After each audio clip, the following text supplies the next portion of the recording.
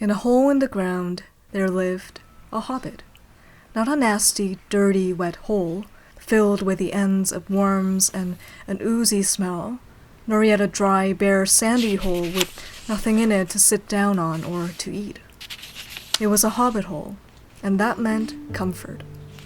Hobbit holes are the ultimate cottagecore aesthetic, characterized by their round doors and windows and walls that are sunken in to the mounded earth. And of course, no conventional roofs. The roof is the hell itself. Look further out and you'll see the encroaching greenery. Climbing vines crawl around the structure, fenced in by planters of delicate fragrant flowers. Next to the organic debris, there's handmade clutter. Chipped clay pots and baskets litter the ground with the precise haphazardness of a decorator who understands the beauty of the worn, the scuffed, and the casually abandoned. Okay, Kathy, what are you doing? Where am I? What's happening? I came here for a paper video, a painting video. I do not need a full scientific analysis of a fictional dwelling on this fine Tuesday morning. And I say, my friends, worry not, for I am not one to leave you hanging. While today's video will not be an analysis of the eco-friendly nature of a typical hobbit home, from a world threaded together by a man who really had too much time and ink on his hands, it will be an analysis of another natural, eco-friendly, supposedly, product.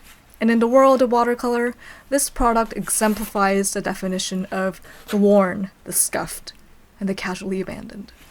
And that is handmade papers. And for this little exercise, I'm going to be painting, drumroll, a hobbit hole. And by analysis, I mean throwing paint at it and seeing what happens. For this, I'm using a brand called Khadi. Khadi? I hope I'm saying that.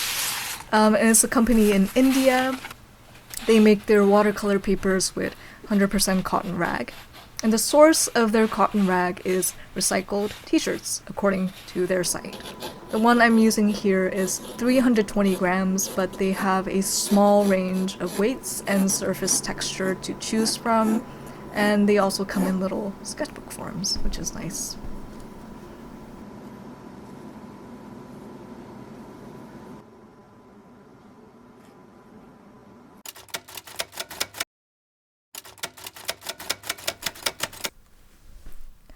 I'm using Daniel Smith paints and a range of yellows, browns, and greens. So mostly yellow ochre, green gold, sap green, burnt sienna, burnt umber, French ultramarine, and green apatite genuine for some really pretty granulation. So first I'm just laying down some initial yellow toned wash with the yellow ochre and green gold, brushing it over the background around the house, and then a more saturated wash for the house itself. And I'm painting roughly with a flat brush. The paper kind of reminds me of a paper towel, which might be a little uncharitable and hyperbolic, but it's clear that it loves water and soaks it up as soon as you wet the paper, because there's no external sizing, just only internal. And this is a paper that will absorb everything that you give it. And once the paint is on, the paint is on. Over the first layer, I'm painting a wash of greens and burnt sienna over the house. And I'm dropping in some green apatite genuine on the roofs. Green apatite is such a fun paint and mimics that kind of green, grassy texture really well.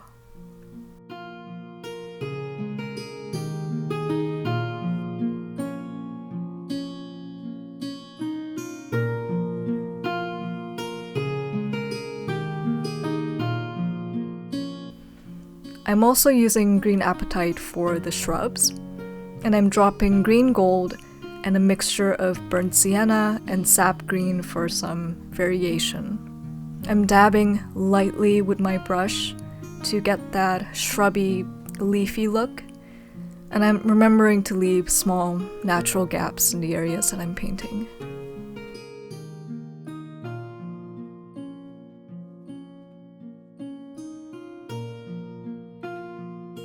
So I really like doing wet on wet in these small morsels in this paper. There's just something incredibly satisfying about the way the paint doesn't really flow and just kind of glues onto the paper.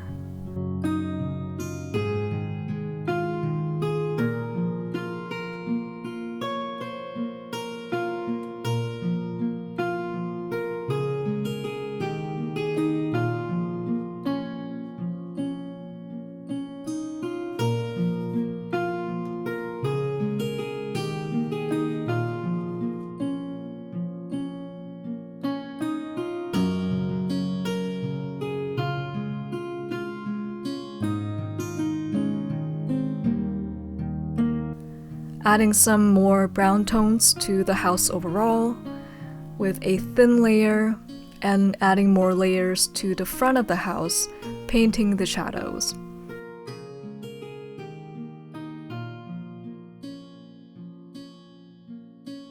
And I'm also adding some more detail on the left side, the little vase next to the door, and the stone planters holding the shrubs.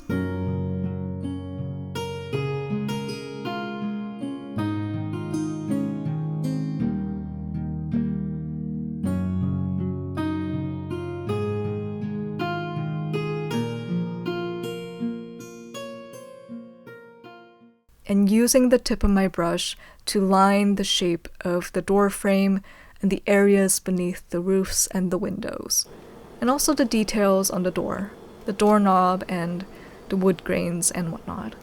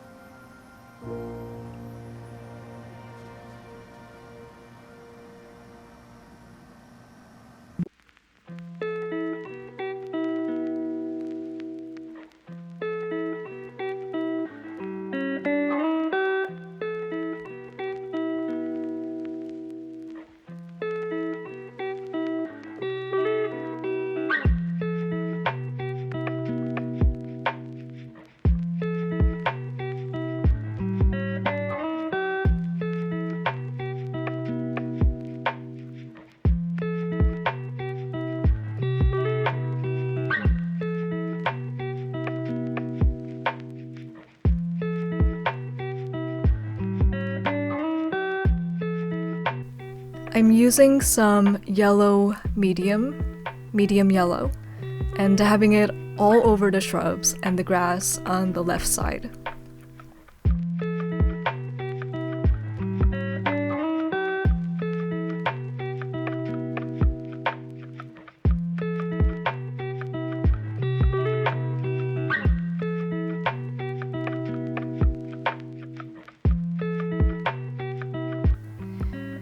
I'm also painting in light washes of bluish green for the shadows.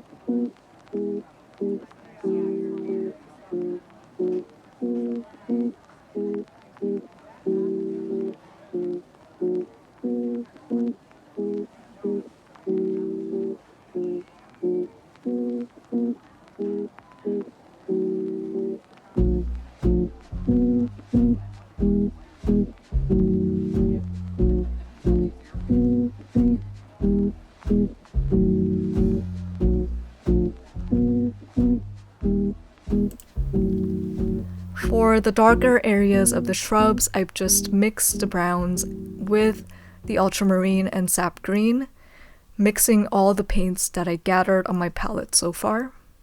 I'm painting specks here and there, again using the tip of my round brush for the really tiny leaves and the flat of my brush for the larger areas.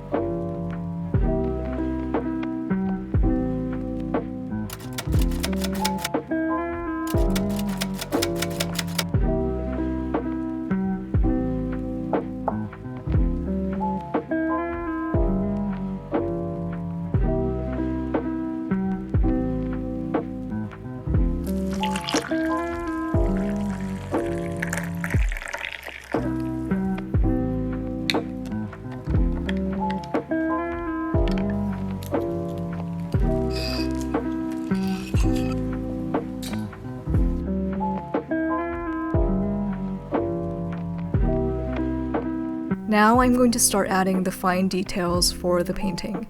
Here I'm adding some subtle details to the chimney to give the suggestion of stones, the cracks.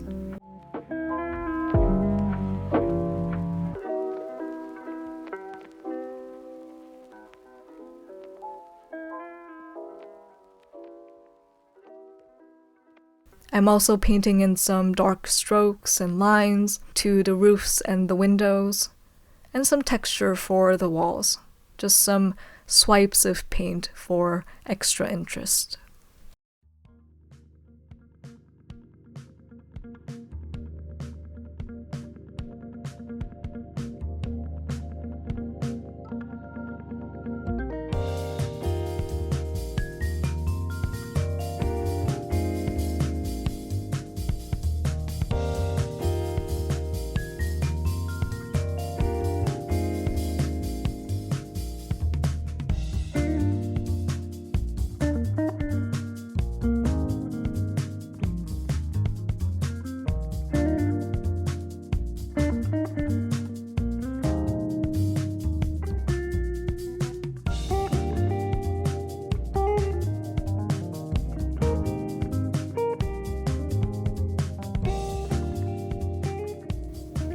And there we go. That was actually quite hard. This size, or even smaller, is ideal with this paper, I think. At least for now. It's very difficult to control the paint, and the paper is unforgiving of any mistakes.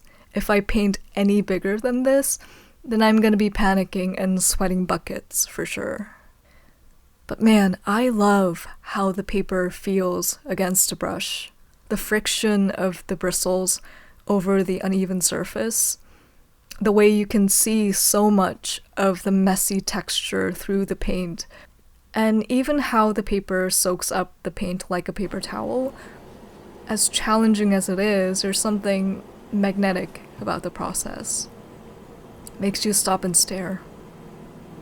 And when you touch the finished painting, hold the paper in your hands, it definitely transports you to an era long past, or a distinguished hobbit's writing room.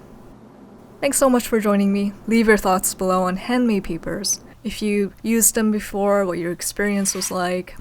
In the meantime, take care of yourself, take care of your box of sheep, and I'll see you in the next one.